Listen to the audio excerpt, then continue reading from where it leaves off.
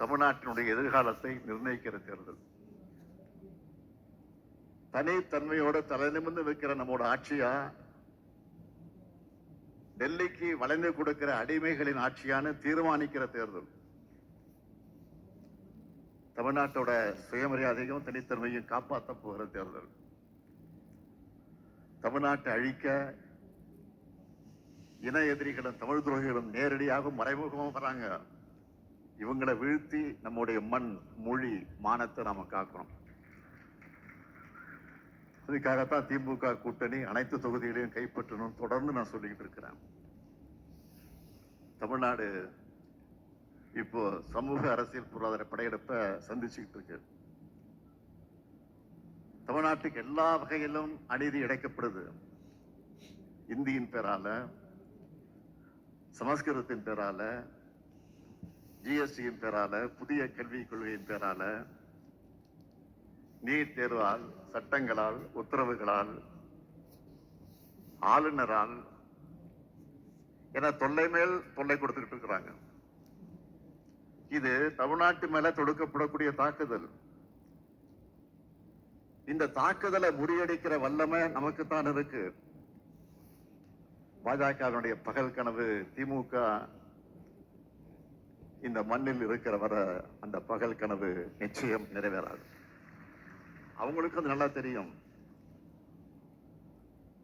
ஆனாலும் புதுசு புதுசா குறுக்கு வழியில தேடுறாங்க.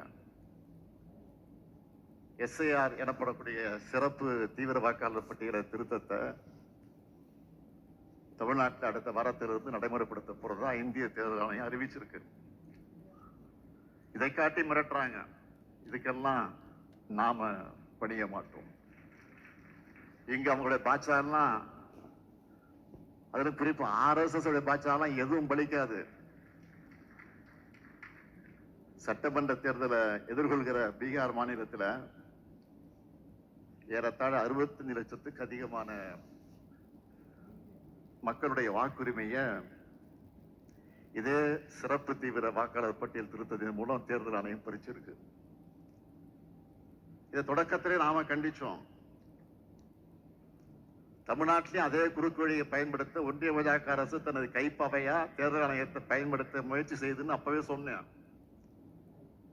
உழைக்கும் மக்கள், பட்டியலினத்தவர், சிறுபான்மையினர், பெண்கள் உள்ளிட்டவருடைய பெயர்களை எல்லாம் எஸ்ஐஆர் மூலமா வாக்காளர் பட்டியலிருந்து நீக்கிட்டா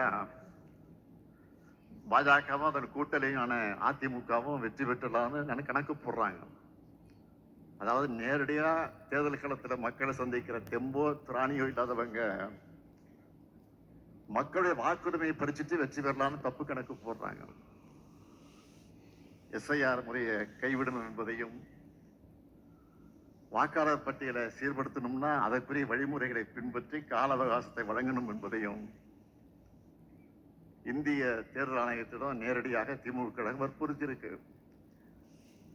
அதையும் மீறி முன்னெடுக்கப்படுகிற ஜனநாயக விரோத செயல்பாடுகளை சட்ட ரீதியாக எதிர்கொள்வது மட்டுமல்ல, மக்களோட நின்று களத்திலேயே எதிர்கொள்கிற வலிமை நமக்கு உண்டு. இன்னும் சொல்ல போனா நமக்கு மட்டும்தான் உண்டு. மக்களின் வாக்குரிமையே பறிக்க துடிக்கிற எஸ்ஐஆர் செயல்பாட்டை விழிப்போட கண்காணிக்கணும். உண்மையான வாக்காளர்கள் எல்லோரும் வாக்காளர் பட்டியல் இடம்பெறணும். அதை உறுதி செய்ய வேண்டியது உங்கள் பொறுப்பு.